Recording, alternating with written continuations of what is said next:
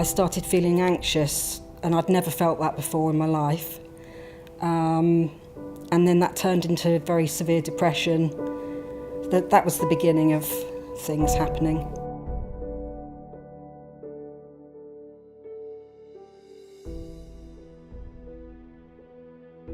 I now believe there were several things that brought it on. I'd moved house just before, in July 2015, to a much smaller property, and I found that very hard to adjust to. Also, my relationship had broken down a few years previously to that. I was going through the menopause, and I think that contributed. I think that was about it, but it was enough, I think, to send me into a depression and psychosis. I felt quite suicidal, actually. That's how I ended up in hospital as a voluntary patient. About a couple of weeks into my stay in hospital, I would say I started hearing voices, and it was the voice of my son, and it sounded like he was in prison. For some reason, I believed he'd gone to prison, so my mind was playing tricks on me, and I could hear him.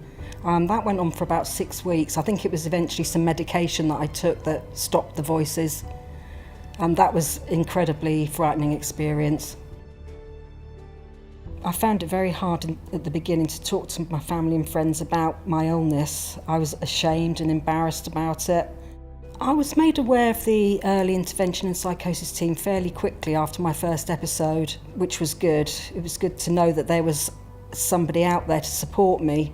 When I left hospital, I received lots of support from the early intervention and psychosis team.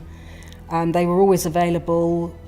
My care worker or my mental health nurse would always be available however often I wanted to see them, really. So that was a relief to me to know that. I can see now how important the early intervention was, looking back. As I say, I can see now how important that was. It was crucial, in fact. I would say my advice would be to someone who's on the website looking for help, if they feel they're going through psychosis or maybe about to. I would say get help from whatever's available to you. Take that help and trust what they say to you. Trust that the medication that you may be given will hopefully work for you. Because I initially was very reluctant to take any medication or listen to people that were trying to help me. So I would say to them, take on board that advice and that help.